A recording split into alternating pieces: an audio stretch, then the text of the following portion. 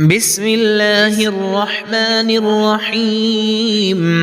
اللهم صل على سيدنا محمد وعلى آل سيدنا محمد صلاة تنجينا بها من جميع الأهوال والآفات وتقضي لنا بها جميع الحاجات وتطهرنا بها من جميع السيئات وترفعنا بها عندك أعلى الدرجات وتبلغنا بها أقصى الغايات من جميع الخيرات في الحياة وبعد الممات، إنك مجيب الدعوات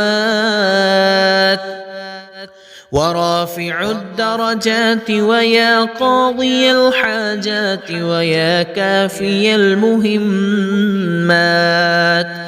ويا دافع البليات ويا حل المشكلات. أغثني أغثني أغثني يا إلهي، إنك على كل شيء قدير. اللهم صل على سيدنا محمد النبي الأمي وآله وبارك وسلم.